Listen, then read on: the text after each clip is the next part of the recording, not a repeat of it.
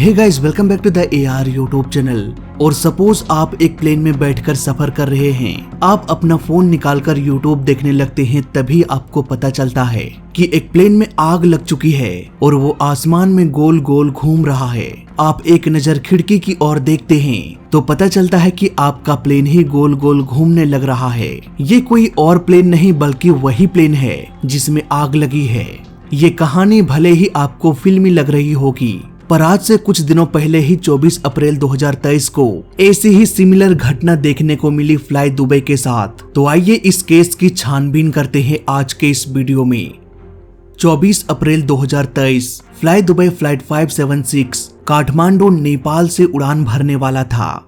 Fly Dubai flight 576 Boeing 737-800 का model था। ये फ्लाइट तीसरी और आखिरी फ्लाइट थी। इसे काठमांडू से टेक ऑफ करके दुबई में लैंड करना था। ये प्लेन करीब रात के 8:32 में टेक ऑफ किया।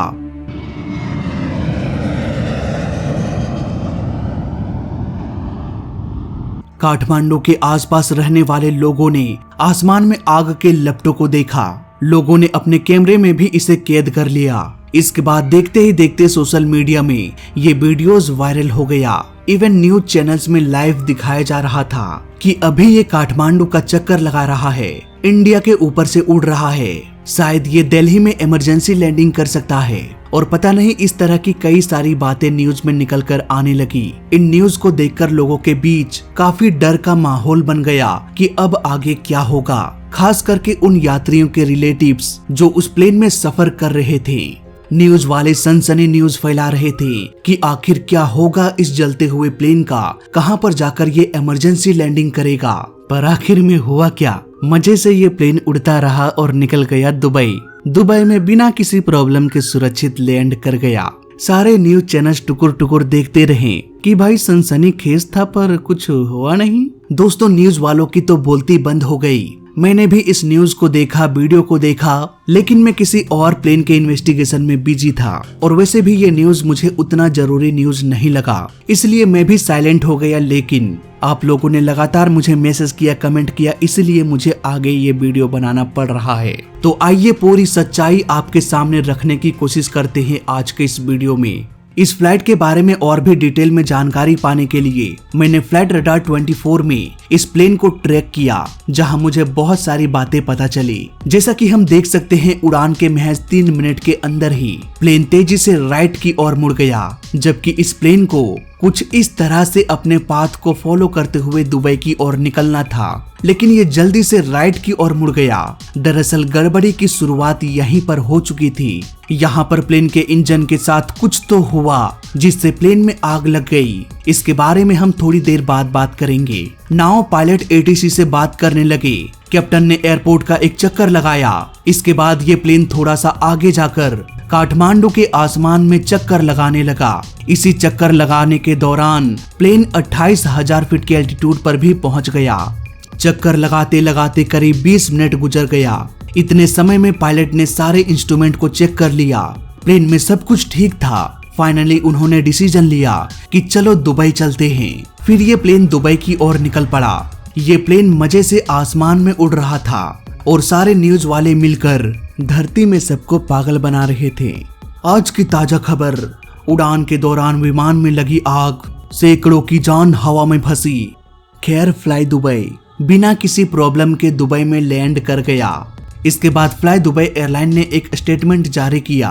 उन्होंने कहा कि प्लेन में बर्ड स्ट्राइक हुआ। इसके जवाब में काठमांडू एयरपोर्ट अथॉरिटी ने कहा कि भाई झूठ मत बोलो, एटलीस्ट इन्वेस्टिगेशन तो होने दो। दोस्तों, जैसे ही बर्ड स्ट्राइक का ये स्टेटमेंट आया, वैसे ही मैंने दोबारा फ्लाइट की टाइमिंग चेक किया कि ये रात के 8:32 में टेक ऑफ किया या फिर सुबह के 8:32 में।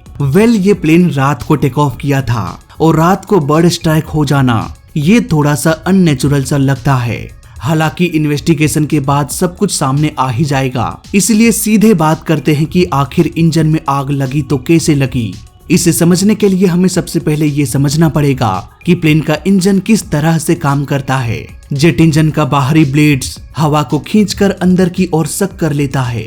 इसके बाद ये हवा कंप्रेसर में जाता है। इसके ब्लेड्स एयरफॉइल शेप का बना होता है।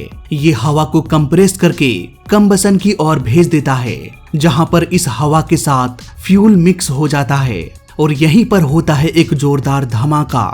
इस धमाके से जो एनर्जी रिलीज होती है उससे पीछे का टरबाइन रोटेट करने लगता है और गर्म हवा तेजी से बाहर की ओर निकल जाती है और इस तरह से इंजन चलता रहता है। लेकिन कभी कभी इस प्रोसेस में कुछ गड़बड़ियां भी हो जाती है। जैसा कि मैंने कुछ देर पहले कहा कि इंजन के ये ब्लेड्स एयरफॉइल शेप का होता है, ऐसा ही शेप प्लेन के विंग्स का भी होता है। आपने अक्सर मेरे वीडियोस में स्टॉल का नाम सुना होगा।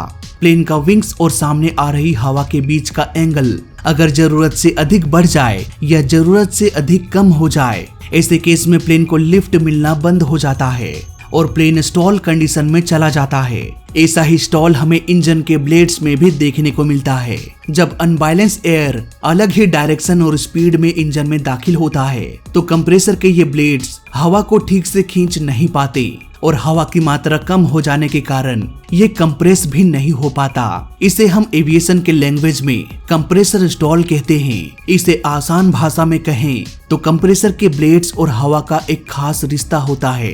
जिस तरह से पंखा तेज चलने से हवा भी तेज आती है, उसी तरह से इंजन का ब्लेड्स और हवा का स्पीड एक दूसरे के इक्विवेलेंट होना चाहिए। यानी कि अगर हवा तेज है तो इंजन को भी तेजी से घूमना पड़ेगा और अगर हवा धीमी है तो इंजन को भी धीमा होना पड़ेगा। अगर दोनों एक दूसरे को मैच नहीं करता तो ऐसे केस में हमें कंप्रेसर स्टॉल देखने को मिलेगा, जिससे इंजन के अंदर पर्याप्त मात्रा में हवा नहीं घुस पाती। नतीजा कंबसन चेंबर में हवा की मात्रा कम हो जाती है और फ्यूल की मात्रा बढ़ जाती है और जब यहाँ पर आग लगती है तब ऑक्सीजन की मात्रा कम होने के कारण फ्यूल पूरी तरह से जल नहीं पाती और जलता हुआ फ्यूल इंजन से बाहर निकल जाती है और देखने वालों को लगता है कि इंजन में तो आग लग गई, जबकि ऐसा होता नहीं।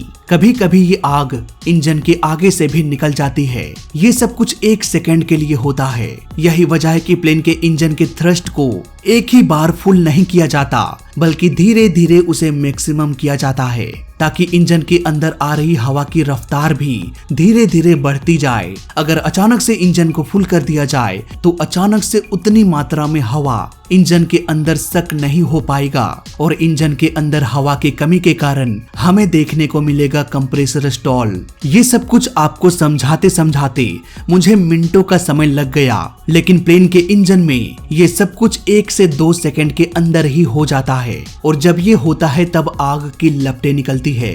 ये कंप्रेसर स्टॉल एक बार भी हो सकता है और मल्टीपल टाइम्स भी हो सकता है। जहां तक मैंने फ्लाई दुबई का इन्वेस्टिगेशन किया है उसके अनुसार मुझे यही लगता है कि इस प्लेन में भी कंप्रेसर स्टॉल हो गया होगा।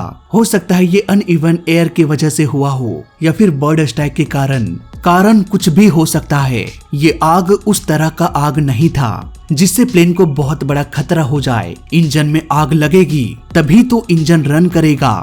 इंजन फेलियर में आग लगती है, लेकिन हर आग इंजन फेलियर का कारण नहीं होता। भले ही हम पायलट को अपशब्द कह दे कि भाई अगर आग लगी थी, अगर बर्ड स्ट्राइक हुआ था तो क्या जरूरत थी गोल गोल चक्कर लगाने की, क्या जरूरत थी 30,000 फीट ऊपर जाने की। चुपचाप काठमांडू में लैंड कर जाते, क्यों 4.5 घंटे सफर करके दुबई चले गए। अगर किसी को कुछ हो जाता तो कौन रिस्क लेता। दोस्तों ये सारी बातें बहुत सारे लोगों के दिमाग में आ रही थी, पर सच तो ये है कि पायलट का सोच इस तरह नहीं था। पायलट बखूबी ये जानते थे कि प्लेन के साथ क्या हो रहा था। उड़ान के तुरंत बाद कंप्रेसर स्टॉल हो गया, इंजन से आग की लपटें निकलने लगी। यहाँ पर पायलट को थोड़ा झटका या वाइब्रेशन फील हुआ होगा, लेकिन पायलट ने यहाँ पर हिम्मत से काम लिया। एयरपोर्ट का चक्कर लगाया। इसी चक्कर के दौरान उन्हें 20 मिनट का समय मिला सब कुछ दोबारा से चेक करने के लिए कि प्लेन के सारे इंस्ट्रूमेंट्स, सारे इंजन सही सलामत है या नहीं। जब उन्होंने सब कुछ देख लिया कि सब कुछ ठीक है, तब उन्होंने फाइनली 20 मिनट के बाद ये डिसीजन लिया कि अब हम दुबई एयरपोर्ट जाएंगे। चक्कर लगाने के दौरान पायलट प्लेन को 28,000 फीट के एल्टीट्यूड में ले गया, जो कि मुझे लगता है बिल्कुल सही डिसीजन था, क्योंकि इंजन फेलियर में प्लेन का एल्टीट्यूड जितना अधिक होता है उतनी ही चांसेस बढ़ जाती है कि ये प्लेन किसी एयरपोर्ट तक सुरक्षित पहुंच जाए। अगर एल्टीट्यूड ही कम रहा और प्लेन का दोनों इंजन फेल हो जाए तो भाई प्लेन एयरपोर्ट तक पहुंचने से पहले ही क्रैश हो जाएगा।